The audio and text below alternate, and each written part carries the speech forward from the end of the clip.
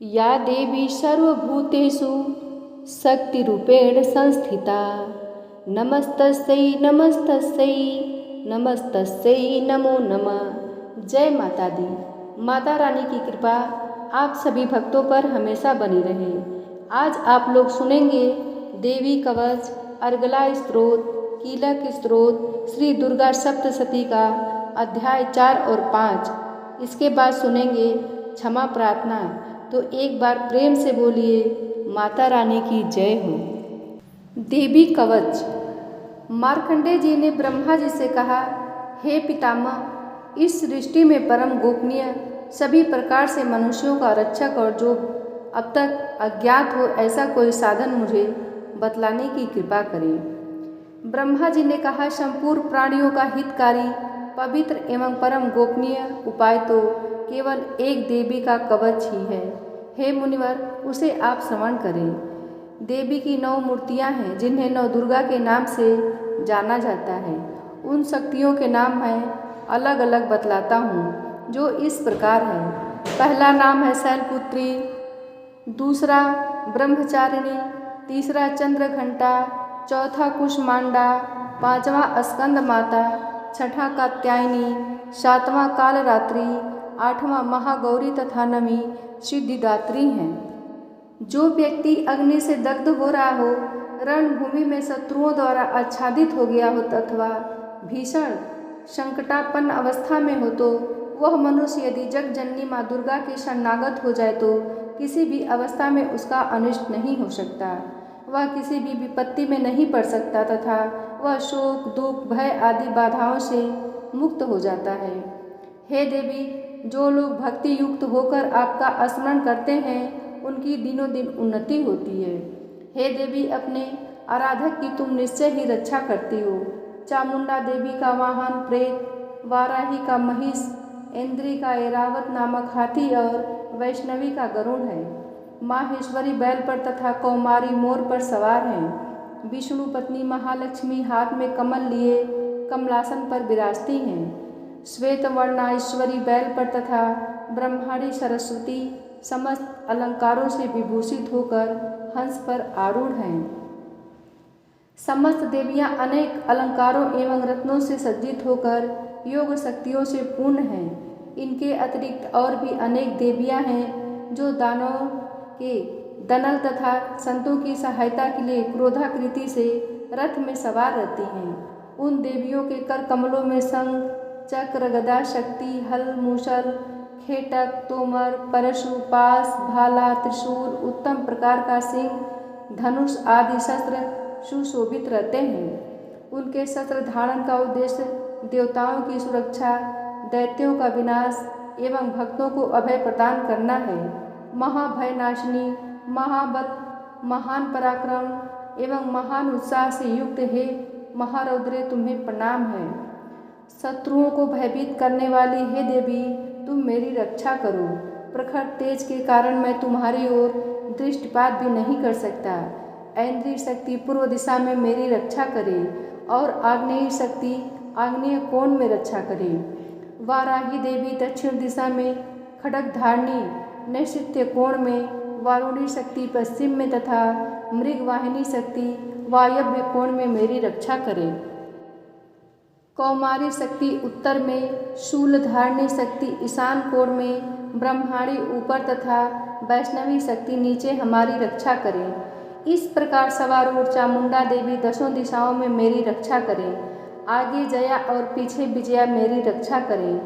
वाम पार्श्व में अजिता नाम की शक्ति, दाहिनी ओर अपराजिता शिखा में उद्योतिनी तथा मस्तक में उमा शक्ति मेरी रक्षा करें। ललाट में मालाधरी, दोनों भावों में यशस्विनी, भ्रू मध्य में त्रिनेत्रा तथा नासिका में यम घंटा शक्ति मेरी रक्षा करें। दोनों नेत्रों के बीच में शंखिनी, दोनों कानों के मध्य में द्वारवासिनी, कपोल में कालिका तथा कर्ण के मूल भाग में शांकरी मेरी रक्षा करें। नासिका में सुगंधा, ऊपरी ओष्ठ में चर्चिका, अधरोष्ठ में अमृत कला और जीभ की रक्षा सरस्वती करें।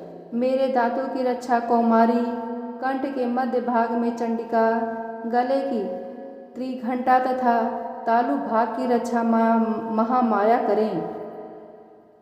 कामाक्षी ठुड्डी की, सर्वमंगला वाणी की, भद्रकाली ग्रीवा की तथा धनुर्धरी शक्ति मेरी मेरुदंड की रक्षा करे। कंठ के बाहर नीलग्रीवा और कंठ की नली में नलकुबरी दोनों कंधों की, खड्गनी एवं वज्रधारिणी शक्ति मेरी दोनों भुजाओं की रक्षा करे।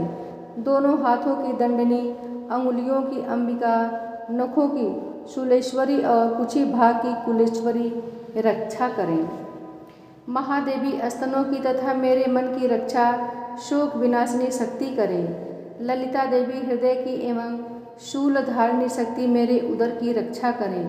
नाभि में कामिनी एवं गुप्तांक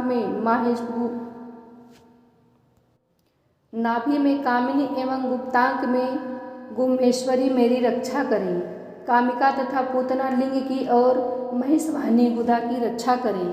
भगवती कटी प्रदेश में तथा विंध्यवासिनी घुटनों की रक्षा करें। संपूर्ण कामनाओं को देने वाली महाबाला मेरे जंघा की रक्षा करें। दोनों पैरों की घुट्टी तथा नारसिंही दोनों पैरों के पिछले भाग की तेजसी देवी, पैर की उंगलियों की श्री देवी तथा तलुओं की रक्षा तलवासिनी करें।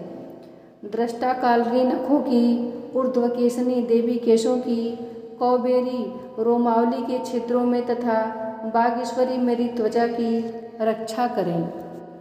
पार्वती देवी रक्त, मज्जा, चर्बी, मांस, हड्डी और मैदे की रक्षा करें। कालरात्रि आंतों की, मुकुटेश्वरी पित्त की, पद्मावती पद्मकोश की, चूड़ामणि कफ की, ज्वालामुखी नख राशि में उत्पन्न तेज की तथा अविद्या शक्ति संधि स्थलों की रक्षा करें। ब्रह्माणी सुख की, छत्रेश्वरी छाया की, धर्मधारिणी शक्ति हमारे अहंकार, मन एवं बुद्धि की रक्षा करें। वज्रहस्ता प्राण, अपान, व्यान, उदान और समान वायु की तथा कल्याण शोभना शक्ति हमारे प्राण की रक्षा करें।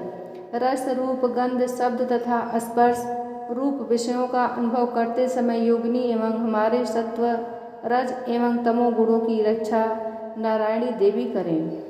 वाराही आयु की, वैष्णवी धर्म की, चक्रिणी यश कीर्ति, लक्ष्मी धन और विद्या की रक्षा करें। हे इंद्राणी तुम मेरे कुल की एवं हे चंडिके तुम हमारे पशुओं को रक्षण प्रदान करो। महालक्ष्मी पुत्रों की तथा भैरवी हमारे भार्या की रक्षा करें। सुपथा देवी पथ की, क्षेमकरी मार्ग की, महालक्ष्मी राज दरबार की एवं सर्वव्यापिनी विजया देवी भय से मेरी रक्षा करें। हे देवी इस कवच में जिस शरीर स्थान की रक्षा की बात कही गई है उन सभी स्थानों की पाप विनाशिनी जयंती देवी रक्षा करें। कल्याण का इच्छुक व्यक्ति इस कवच का पाठ किए बिना कहीं भी गमन न करे। इस कवच का पाठ करने वाला व्यक्ति जिन जिन स्थानों पर जाता है उसे उन सभी स्थानों पर धन की प्राप्ति, समस्त कामनाओं की उपलब्धि एवं विजय की प्राप्ति होती है। वह मनुष्य जिस वस्तु की इच्छा करता है वस्तु उसे निश्चय ही मिलती है। इस दुर्गा कवच का पाठ करने वाला इस भूमि पर अतुल ऐश्वर्य प्राप्त करता है तथा उसे किसी से भय प्राप्त नहीं होता और वह युद्ध में विजेता होता है। उस व्यक्ति की पूजा त्रैलोक्य में होती है। यह कवच देवताओं के लिए भी दुर्लभ है। इस देवी कवच का जो लोग श्रद्धापूर्वक त्रिकाल पाठ करते हैं उन्हें देवी कला प्राप्त होती है तथा वे त्रैलोक्य में किसी से परास्त नहीं होते। वह प्राणी शतायु होता है तथा उसकी कभी अकाल मृत्यु नहीं होती। उसके लूता एक प्रकार का रोग जो सिर में खाज के रूप में होता है, विस्फोटक, चेचक आदि समग्र रोग नष्ट हो जाते हैं। उसे अस्थावर विष तथा जंगम विष का प्रभाव नहीं होता। किसी प्रकार के तांत्रिक कर्म, मारण, मोहन, वशीकरण, उच्चाटन, विद्वेषण, शांतिकरण उसे व्याप्त नहीं होते। मंत्र, यंत्र, पृथ्वी एवं आकाश में गमन करने वाले ग्राम देवता आदि, जलोत्पन्न, उपदेश सिद्धि, समस्त देवता आदि, समस्त कुल देवता, कंठमाला, डाकिनी, शाकिनी तथा अंतरिक्षचारी, भूत, पिशाच, यक्ष, गंधर्व, राक्षस, ब्रह्म राक्षस, वेताल, कुष्मांड तथा भीषण भैरव आदि समस्त अनिष्टकारक जीव इस कवच के पाठ करने वाले व्यक्ति को देखते ही स्वयं नष्ट हो जाते हैं। इस कवच के पाठकर्ता को राज सम्मान प्राप्त होता है तथा वह प्राणी अपनी कीर्ति से इस भूतल को मंडित करता है। इस कवच पाठ के अनंतर जो सप्तशती का पाठ करता है वह इस धरती पर तब तक बना रहता है जब तक पहाड़, वन और कानन युक्त यह पृथ्वी स्थित रहती है। इस कवच का नित्य प्रतिपाठ करने वाला व्यक्ति देह त्याग के पश्चात महामाया की कृपा से परम पद का अधिकारी होता है। वह शिव सामीप्य को प्राप्त कर आनंद पूर्वक निवास करता है। इस प्रकार देवी कवच समाप्त हुआ। अर्गला स्त्रोत। मार्कंडेय जी ने कहा, जगदम्बिका के स्वरूप भूत जयंती, मंगला, काली, भद्रकाली, कपालिनी, दुर्गा, क्षमा, शिवा, धात्री, स्वाहा, स्वधा आदि देवियों को हम प्रणाम करते हैं। हे चामुंडे, आपकी जय हो। संपूर्ण जीवों की संताप विनाशिनी देवी आपकी जय हो। समस्त चराचर में परिव्याप्त हे देवी तथा कालरात्रि आपकी जय हो। हे मधुकैटभ विनाशिनी, हे ब्रह्मवर प्रदे देवी आपको नमस्कार है।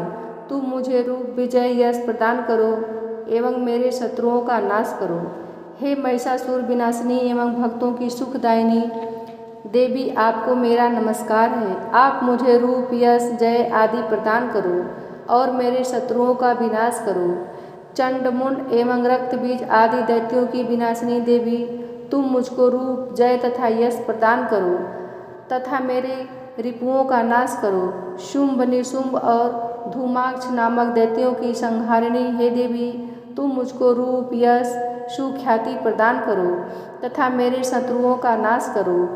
वंदनीय चरणा और संपूर्ण सौभाग्यदायिनी देवी तुम मुझे रूप, यश और कीर्ति प्रदान करो एवं मेरे शत्रुओं का संहार करो।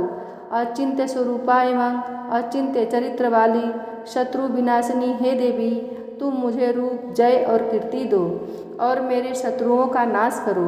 पाप विनाशिनी हे चंडिके देवी, जो लोग आपको श्रद्धा भक्ति पूर्वक नमन करते हैं उन्हें तुम रूप, यश, सुकीर्ति प्रदान करो और उनके शत्रुओं का दमन करो।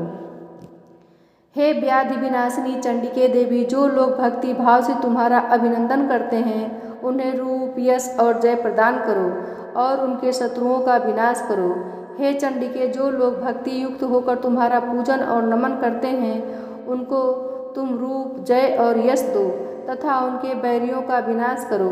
हे देवी, तुम मुझे सौभाग्य और आरोग्य लाभ प्रदान करो और मुझको रूप तथा विजय देकर यशस्वी बनाओ तथा मेरे शत्रुओं का दमन करो। हे देवी, मेरे शत्रुओं का संहार करो, मुझे रूप, बल और जय दो। हे देवी, मेरा कल्याण करो, तुम मुझे अतुल संपत्तिशाली करो, रूप दो, जय दो, कीर्ति दो तथा मेरे शत्रुओं का संहार करो।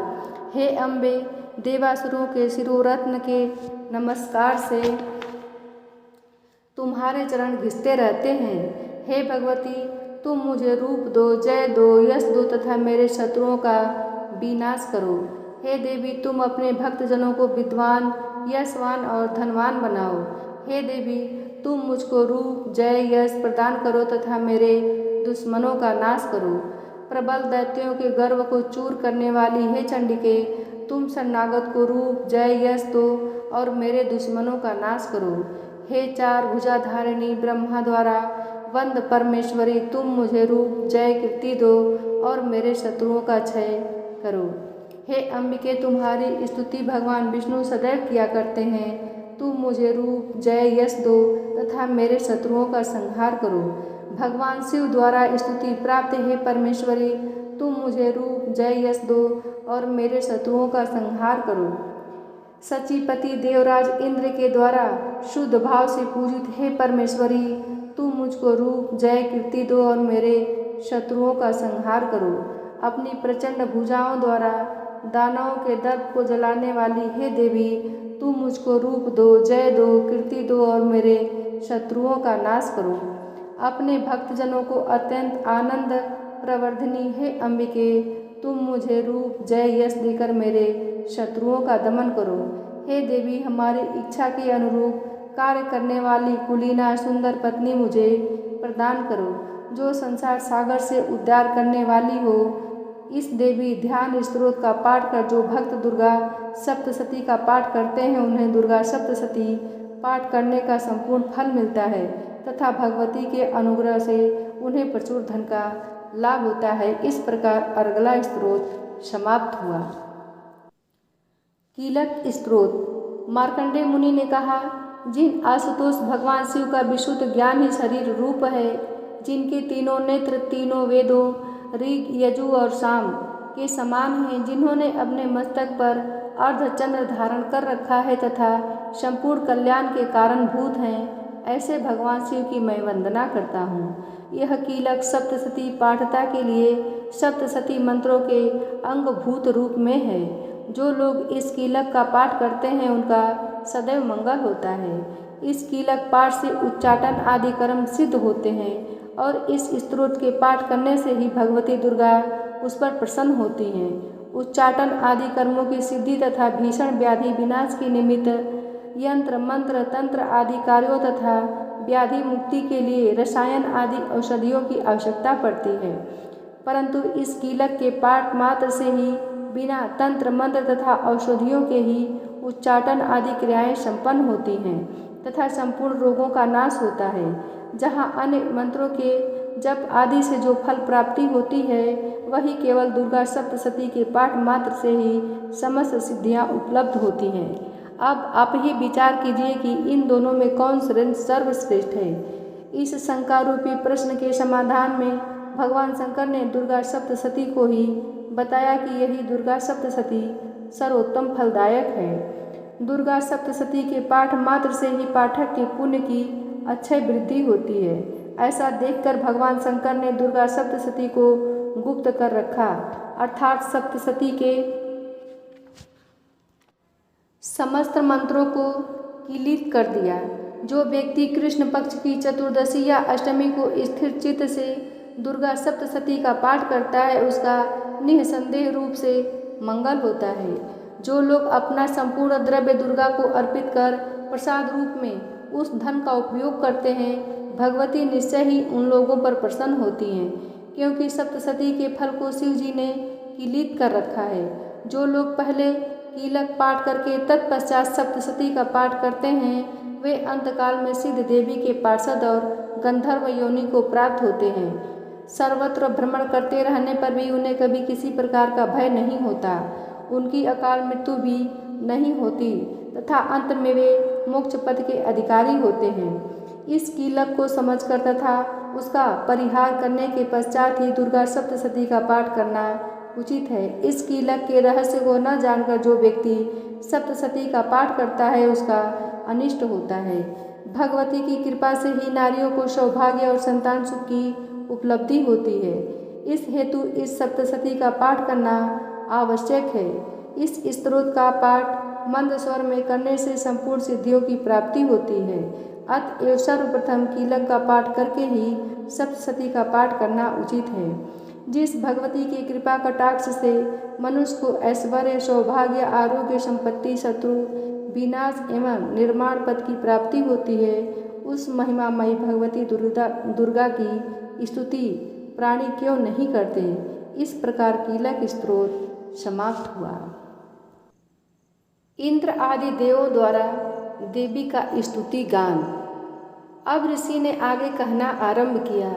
जब दुरात्मा दानव महिषासुर तथा उसकी राक्षसी सेना का ध्वंस देवी के हाथों हो गया तब इंद्र आदि देवता भूमि पर मस्तक टेककर देवी दुर्गा की स्तुति करने लगे। हर्षातिरेक के कारण उनके सुंदर अंगों में रोमांच हो रहा था। देवताओं ने कहा, आपका स्वरूप ही सब देवों की शक्ति है। अपनी शक्ति से आपने समस्त विश्व को व्याप्त कर रखा है। आप सभी देवों तथा महर्षियों के द्वारा अत्यंत पूजनीय हैं। हे जगदम्बा, हम सब देवगण संयुक्त रूप से आपको भक्तिपूर्वक प्रणाम करते हैं। आप हम सबों का कल्याण करें। जिन देवी के अतुलनीय प्रभाव तथा उनके विक्रम का वर्णन करने में भगवान शेषनाग ब्रह्मा और शिवजी भी अपने को सर्वथा असमर्थ पाते हैं वे ही भगवती चंडिका संपूर्ण जगत का पालन एवं अमांगलिक भय के निवारणार्थ उपाय करें। जो धर्म तत्पर पुरुषों के गृह में लक्ष्मी रूप से, दुरात्माओं के यहाँ अलक्ष्मी रूप से, विशुद्ध अंतःकरण वालों के हृदय में स्थित में बुद्धि रूप से, सज्जनों में श्रद्धा रूप से तथा कुलीनों में लज्जा रूपनी बनकर निवास करती हैं, उन महामाया भगवती दुर्गा को हम सब नमस्कार करते हैं। हे देवी, आप संपूर्ण विश्व का पालन करें। आप इस अचिंतनीय रूप असुरों के विनाशक शौर्य तथा समस्त देवासुरों के सामने उत्पन्न हुए अद्भुत चरित्र का वर्णन नहीं कर सकते। सृष्टि की उत्पत्ति में आप ही कारणभूत हैं। आप में तीनों गुण सत्व, रज और तम विद्यमान है, तथापि आपका संसर्ग दोषों से नहीं होता है।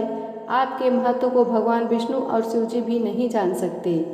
इस चराचर जगत की उत्पत्ति आपके ही अंश से हुई है। आप ही समस्त प्राणियों के लिए आधार स्वरूप हैं। आप ही एकमात्र सबके लिए मूलभूत अव्याकृता प्रकृति हैं। हे देवी, यज्ञ आहुति में जिसके उच्चारण मात्र से सभी देवों की तुष्टि होती है, वह स्वाहा आप ही हैं। इसके अतिरिक्त आप पितरों की भी तृप्तिदायिनी हैं, इसलिए सभी लोग आपको स्वधा के नाम से अभिहित करते हैं। हे देवी, आप ही वह पराविद्या हैं जिससे निर्वाण प्राप्ति, अचिंत्य महाव्रत स्वरूपता, संपूर्ण दोष राहित्यता, जितेंद्रता एवं तत्व की सारता प्राप्त होती है तथा जिसकी उपलब्धि के लिए समस्त मुनिजन निरंतर अभ्यासशील रहते हैं। आप ही शब्द स्वरूप अत्यंत निर्मल ऋग्वेद, यजुर्वेद तथा उद्गीत एक प्रकार का वैदिक गान जो छंद के रूप में गाया जाता है के मनोहर पाठ से युक्त पदबद्ध रूप में साम वेद की आधार हैं। आप ही देवी तीनों वेद और छहों ऐश्वर्य से युक्त भगवती हैं। सृष्टि की उत्पत्ति एवं पालन के निमित्त आप ही वार्ता के रूप में प्रादुर्भूत हुई हैं। आप ही इस जगत के महान कष्ट की नासिका हैं।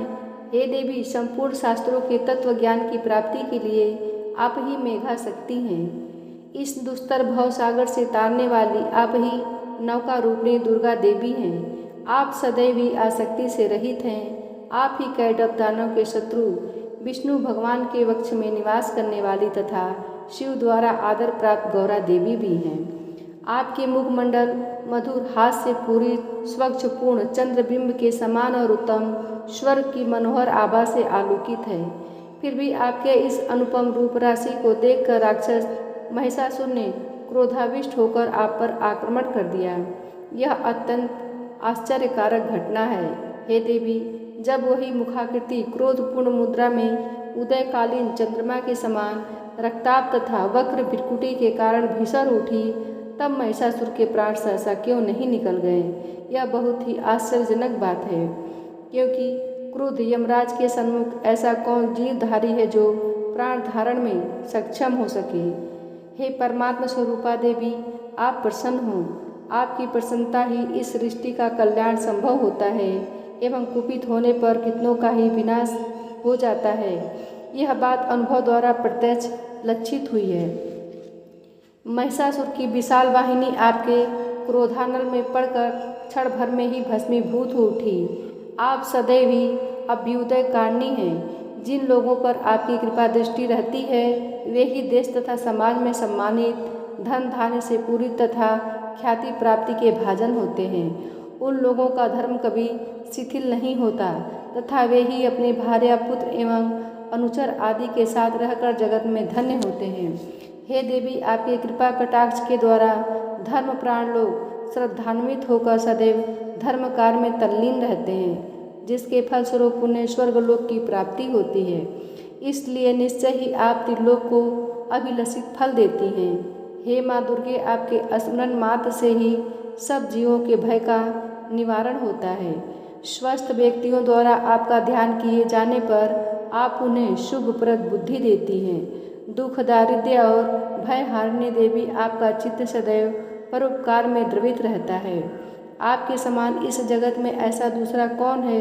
हे देवी, जो दानव नरकगामी बनने के लिए अनंत काल तक दुराचरण करते रहें, उन्हें वध के बहाने स्वर्ग प्राप्ति कराने का संसार तो सुखी बनाने के हेतु ही आप उनका संहार करती हैं। आप अपने शत्रुओं पर शस्त्र क्यों उठाती हैं? आप में अपने दृष्टिपात से ही समस्त दानवों को भस्मसात करने की शक्ति है, फिर भी आप ऐसा न करके युद्ध स्थल में ही उनका वध करती हैं। इस बात में कोई भेद अवश्य ही छिपा हुआ है।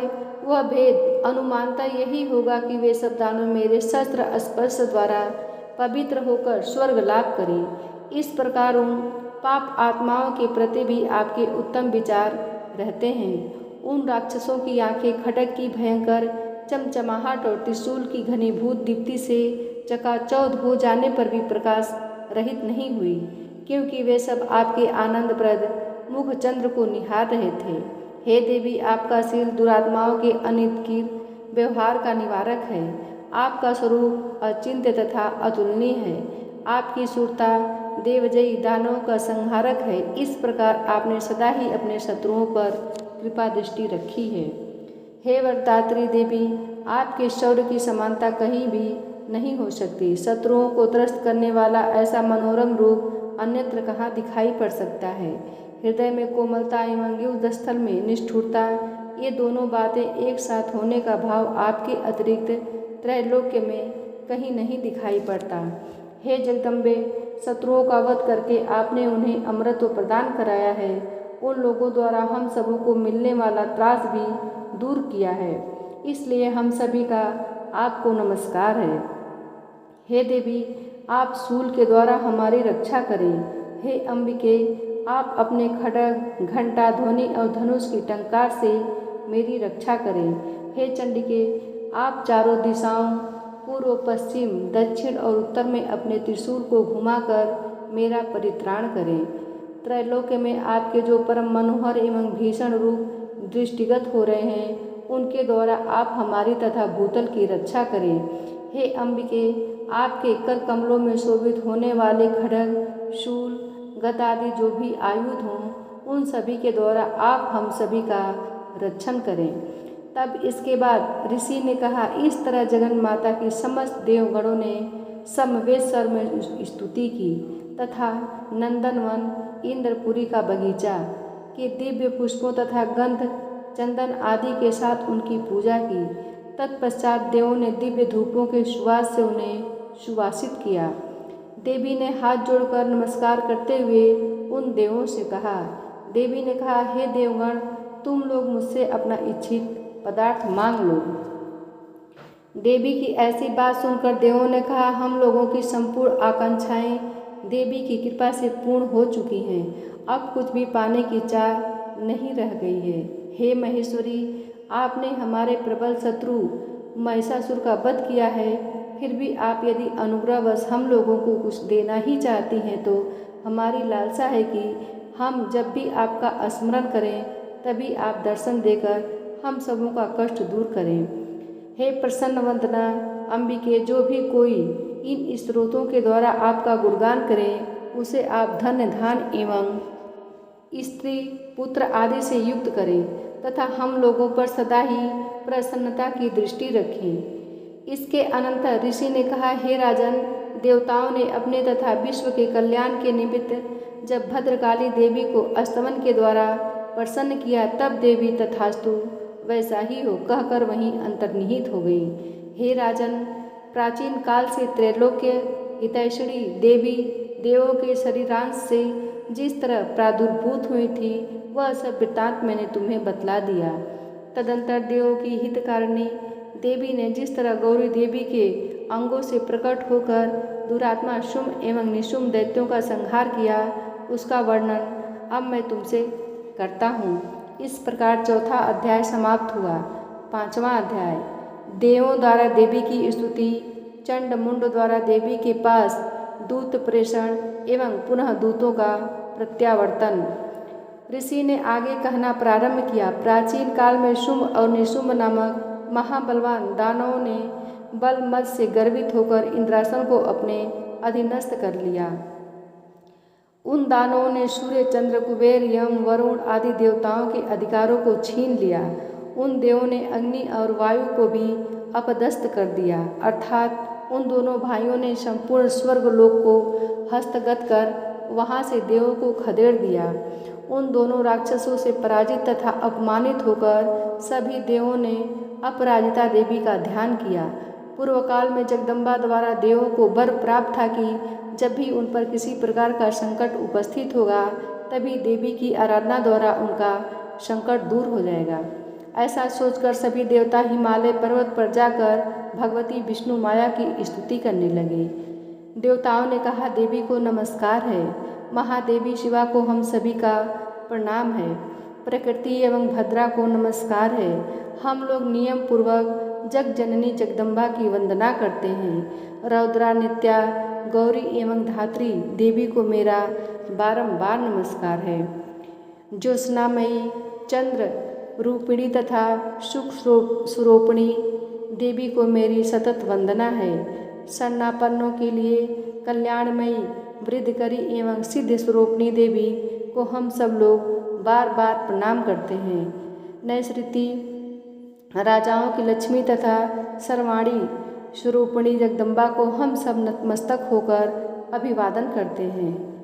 दुर्गा संकटहारिणी, सर्वसारभूता, सर्वकारिणी ख्याति कृष्णा और धूम्रा देवी को मेरा सदैव नमस्कार है। अत्यंत सौम्या एवं अत्यंत रौद्रा देवी को हम सब 100 बार नमस्कार करते हैं। जगत की आधार स्वरूपिणी देवी को मेरा बारंबार नमस्कार है। संपूर्ण प्राणियों में विष्णु माया के नाम से अभिहित देवी की मैं सतत वंदना करता हूँ। समस्त जीवों में चेतना नाम से युक्त देवी का मैं अभिवादन करता हूँ। सभी प्राणियों में बुद्धि रूप से अवस्थिति देवी को मेरा प्रणाम है। समस्त जीवों में निद्रा रूप में स्थित देवी की मैं वंदना करता हूँ। सभी जीवों में क्षुधा रूप में विद्यमान देवी को मेरा अभिवादन है। सभी जीवों में छाया रूप में स्थित देवी को मैं नमस्कार करता हूँ। जो सभी प्राणियों में शक्ति, तृष्णा एवं शांति रूप से अवस्थित हैं, उन देवी का मैं बार अभिवादन करता हूँ। सभी जीवों में जाति तथा लज्जा रूप से विद्यमान रहने वाली देवी को मैं बार नमस्कार करता हूँ। सभी जीवधारियों में शांति, श्रद्धा एवं कांति रूप में अवस्थित देवी को मैं नमस्कार करता हूँ। जो देवी सभी लोगों में लक्ष्मी रूप से अधिष्ठित हैं, उनको मेरा नमस्कार है। सभी जीवधारियों में जिनकी स्थिति वृत्ति तथा स्मृति रूप में है, उन देवी का मैं अभिवादन करता हूँ। सभी जीवधारियों में दया रूप से स्थिति देवी को मेरा नमस्कार है। सभी लोगों में तुष्टि रूप से परिव्याप्त रहने वाली देवी को मेरा नमस्कार है। इस सृष्टि में जिनकी स्थिति मात्र तथा भ्रांति रूप में है, उन देवी को मेरा प्रणाम है। सभी प्राणियों में व्याप्त इंद्रियों की अधिष्ठात्री देवी को मैं नमस्कार करता हूँ। जिनकी व्याप्ति इस सृष्टि में चैतन्य रूप से है, उन देवी को मेरा नमस्कार है। प्राचीन काल में अपनी इष्ट सिद्धि के लिए देवों ने जिनकी स्तुति की थी तथा चिरकाल तक देवराज इंद्र ने जिनका सेवन किया था, वह कल्याणदात्री ईश्वरी हमारी हित एवं मंगल करे तथा मेरे पर आई हुई विपत्तियों का निवारण करे। इस समय दैत्यों के अनाचार से पीड़ित होकर हम सभी देवता जिन परमेश्वरी को प्रणाम करते हैं तथा जो व्यक्तियों द्वारा श्रद्धान्वित होकर स्मरण करने से उनके समस्त संकटों का निवारण करती हैं, वे ही जगदम्बा मेरे कष्टों को भी दूर करें। इसके बाद ऋषि ने कहा, हे राजन, देवताओं द्वारा जिस समय वहाँ स्तुति पाठ हो रहा था, उसी समय पार्वती जी ने वहाँ गंगा स्नानार्थ पदार्पण किया था। मनोहारी भ्रिकुटी से युक्त उन भगवती पार्वती ने देवताओं से पूछा, आप लोग यहाँ पर किसका स्तुति गान कर रहे हैं? तब उन्हीं के शरीर कोश से निर्गत शिवा देवी ने उत्तर दिया, ये सभी देव युद्ध में शुंभ निशुंभ नामक दैत्यों से अपमानित एवं पराजित होकर मेरी ही स्तुति कर रहे हैं। पार्वती जी के शरीर कोश से ही अंबिका देवी की उत्पत्ति हुई थी, इसलिए वे त्रैलोक्य में कौशिकी नाम से संबोधित की जाती हैं। कौशिकी की उत्पत्ति के बाद पार्वती जी के शरीर का रंग काला पड़ गया, इसलिए वे हिमालय पर निवास करने वाली कालिका देवी के नाम से भी प्रसिद्ध हुई। तदंतर शुंभ निशुंभ के अनुचर चंडमुंड ने आकर परम मुग्धकारिणी रूप वाली अंबिका देवी को देखा। देवी का अवलोकन करने के बाद उन्होंने शुंभ दैत्य से जाकर कहा, महाराज, मैंने हिमालय पर्वत पर एक अति सुंदर स्त्री को देखा है। उसकी कांति से हिमालय आलोकित हो रहा है। वैसी अनिंद सुंदरी को अब तक कभी किसी ने नहीं देखा होगा। हे दानवराज, आप पता लगाकर उस स्त्री का हरण कर लीजिए। उस स्त्री के समस्त अंगों की शोभा वर्णनातीत है और अपनी अंग प्रभा से ही वह संपूर्ण दिगंतों को प्रकाशित कर रही हैं। अभी तक वह हिमालय पर ही विद्यमान है। आप चलकर उसे स्वयं अपनी आँखों से देख सकते हैं। इस प्रकार आपके आवास स्थान में सभी अमूल्य रत्न, हाथी, घोड़े आदि शोभित हो रहे हैं। आपने ही इंद्र से एरावत परिजात वृक्ष एवं अश्वों में श्रेष्ठ उच्च श्रवा नामक घोड़ा छीन लिया था। इसके अतिरिक्त हंसों से जुता हुआ ब्रह्मा जी का रत्न जड़ित विमान भी आपके यहाँ रखा हुआ है। आपने कुबेर से महापद्म नामक निधि भी हरण करके अपने पास रख लिया है। समुद्र ने केसरों से सुगंधित अपना किंजलकनी नामक माला आपके हाथों शहर से समर्पित कर दी है, जिसके कमल सदैव हरे भरे बने रहते हैं। वरुण देव का सोना बरसाने वाला छाता भी आपके घर की शोभा बढ़ा रहा है तथा प्रजापति का उत्तम रथ भी आपके अधिकार में है। हे असुरराज, मृत्यु की उत्क्रांतिता नामक शक्ति भी आपकी उपलब्ध कर ली है। वरुण का पास तथा समुद्र गर्भ के अनेक रत्न आपके छोटे भाई निशुंभ के पास है। अग्नि ने 2 दिव्य वस्त्र आपको स्वयं अर्पित कर रखे हैं। हे दैत्यराज, इस प्रकार आपने संपूर्ण रत्नों का संग्रह कर रखा है, फिर भी आप स्त्रियों में रत्न रूपी देवी को ही क्यों कर छोड़ रखा है। अतः इसे भी आप अपनी अनुगामिनी बना लीजिए। ऋषि ने पुनः कहा, चंड मुंड के मुख से ऐसी अनहोनी बात सुनकर शुंभ ने देवी के पास महादानव सुग्रीव को दूत बनाकर भेजा। शुंभ ने उस राक्षस से कहा कि तुम उसे प्रलोभन देकर शीघ्र ही मेरे पास लाने की चेष्टा करो। शुंभ का आदेश मिलते ही वह दानव पर्वत के उस रमणीक भाग में आ गया जहाँ देवी पहले से ही विराजमान थी। तब शुंभ के दूत ने देवी से मधुर वचन में कहा।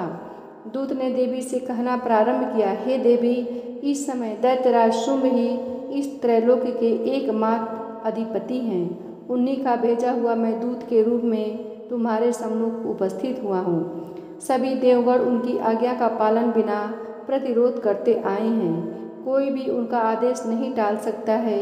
उन्होंने संपूर्ण देवों पर विजय प्राप्त किया है। तुम्हारे लिए उन्होंने जो संदेश मुझसे कहलवाया उसे तुम ध्यान देकर सुनो। दानवराज ने कहा है कि इस समय सारी सृष्टि मेरे वशीभूत है। देवता भी मेरी बात का उल्लंघन नहीं कर सकते। संपूर्ण यज्ञों का मैं ही पृथक पृथक रूपों में भोगता हूँ। त्रिलोकी की समस्त श्रेष्ठतम रत्न मेरे ही पास उपलब्ध हैं। देवराज इंद्र का सर्वश्रेष्ठ महान ऐरावत हाथी भी मेरे ही पास है। क्षीर सागर के मंथन काल में प्राप्त उच्च श्रवा नामक अश्वरत्न देवताओं ने मुझे दे डाला है। इसके अतिरिक्त नागों, गंधर्वों या देवों के पास जितने अमूल्य निधि थे वे सभी मेरे अधीन हैं। हे देवी, हम लोग तुम्हें नारियों में रत्न मानते हैं, अतः तुम हमारे पास चली आओ, क्योंकि उन दुर्लभ वस्तुओं का उपभोग करने वाला एकमात्र मैं ही हूँ। हे चंचलाक्षी, तुम मेरे या मेरे महाबलवान भाई निशुंभ के पास रहकर सुर दुर्लभ सुखों का उपभोग करो, क्योंकि तुम रत्न स्वरूपा हो। मेरा वरण करके ही तुम अतुल संपत्ति की अधीश्वरी बन सकती हो। तुम अपनी समझ से काम लो और मेरी पत्नी बनना सहर्ष स्वीकार करो। तब ऋषि ने कहा, दूत द्वारा ऐसी बात सुनकर कल्याणकारिणी भगवती दुर्गा अपने मन में गंभीर भाव से मुस्कुराते हुए उस दूत से बोली। देवी ने दानव दूत से कहा, हे दूत, तुमने जो कुछ भी मुझे बताया है यह अक्षरशः सत्य है, इसमें तनिक भी संदेह नहीं है। इस समय त्रैलोक्य का स्वामी शुंभ तथा उसी के समान पराक्रमी उसका भाई निशुंभ ही है, किंतु इस समय मैंने प्रतिज्ञा की है, उसे भला मैं कैसे तोड़ सकती हूँ। मैं अपना संकल्प तुम्हें बताती हूँ। जो भी प्राणी मुझे समर में पराजित करेगा, मेरे दर्प को दर्पित करेगा तथा जो पराक्रम और शौर्य में मेरे ही समान होगा, उसी से मैं अपना विवाह करूँगी। ऐसा ही मेरा संकल्प है। इसलिए यहाँ शुंभ निशुंभ आकर मुझे जीत ले तो मैं शीघ्र ही उनको पति रूप में वरण कर सकती हूँ। अतएव इस कार्य में विलंब करना ठीक नहीं है। देवी की बात सुनकर दूत ने कहा, हे देवी, तुम्हारी बातें केवल दंभपूर्ण हैं, लड़ने की तो कल्पना भी नहीं की जा सकती है। इस विश्व में ऐसा कोई जीवधारी नहीं जो शुंभ निशुंभ के सामने खड़े होने की सामर्थ्य रखता हो। सभी देवता एक साधारण राक्षस को सामूहिक रूप से नहीं जीत सकते, तब तुम अकेली अबला क्या कर सकती हो। जिन असुरों के आगे इंद्र आदि देवता भी नतमस्तक हो गए, उनके सामने तुम एकाकी क्या कर सकती हो। मेरी बात मान लेने में ही तुम्हारा हित है, अतः तुम मेरे साथ चली चलो, अन्यथा हमको तुम्हें बलात् ले जाना पड़ेगा, तब तुम्हारी मर्यादा कहाँ रहेगी। दूत की बात सुनकर देवी ने कहा, तुम्हारा कहना ठीक है, परंतु मैं अपनी प्रतिज्ञा के कारण विवश हूँ। मैंने बिना सोचे समझे ही ऐसी प्रतिज्ञा कर ली थी, अब उसे कैसे छोड़ दूँ। इसलिए तुम अपने स्वामी से मेरी बातें समझा कर कहो, उसके बाद वे जैसा उचित समझेंगे वैसा करेंगे। इस प्रकार 5वां अध्याय समाप्त हुआ। क्षमा प्रार्थना। हे जगदम्बिके, मेरे द्वारा किए गए पाठ में जहाँ कहीं मात्राओं की त्रुटि, विसर्ग, अनुस्वार के उच्चारण में कमी रह गई हो, तो इन समस्त त्रुटियों को आप क्षमा करके मेरे किए गए संकल्पों को पूर्ण करने की कृपा प्रदान करें। हे परमेश्वरी, मेरे द्वारा रात दिन सहस्रों अपराध होते रहते हैं। यह मेरा दास है, ऐसा समझकर मेरे उन अपराधों को आप कृपापूर्वक क्षमा करें। हे परमेश्वरी, मैं आवाहन नहीं जानता, विसर्जन करना भी नहीं जानता तथा पूजा करने की विधि भी नहीं जानता, अतएव मुझे क्षमा करें। हे परमेश्वरी, हे सुरेश्वरी, मैंने जो मंत्रहीन, क्रियाहीन और भक्तिहीन आपकी पूजा की है, वह सब आपकी कृपा से पूर्ण हो जाए। सैकड़ों अपराध करके भी जो आपकी शरण में आकर जगदम्ब कहकर पुकारता है, उसे वह गति प्राप्त होती है जो ब्रह्मा आदि देवताओं के लिए भी सुलभ नहीं है। जगदम्बिके, मैं अपराधी हूँ, किंतु आपकी शरण में आया हूँ। इस समय दया का पात्र हूँ, आप जैसा चाहें वैसा करें। हे परमेश्वरी, देवी, अज्ञान से, भूल से अथवा बुद्धि की भ्रांति होने के कारण मैंने जो न्यूनता या अधिकता कर दी हो, वह सब क्षमा करें और मुझ पर प्रसन्न हों। मैं सच्चिदानंद स्वरूपा परमेश्वरी, जगन माता कामेश्वरी, आप प्रेम पूर्वक मेरी यह पूजा स्वीकार करें और मुझ पर प्रसन्न हों। मैं देवी सुरेश्वरी, आप गोपनीय से गोपनीय वस्तुओं की रक्षा करती हैं। मेरे द्वारा निवेदन किए गए इस जप को ग्रहण करें। आपकी कृपा से मुझे सिद्धि, सफलता प्राप्त हुए। जय माता दी दोस्तों, अगर पाठ अच्छा लगा हो तो एक लाइक कर हमें सपोर्ट ज़रूर करें। मिलते हैं अगली कथा में, तब तक के लिए धन्यवाद। जय माता दी।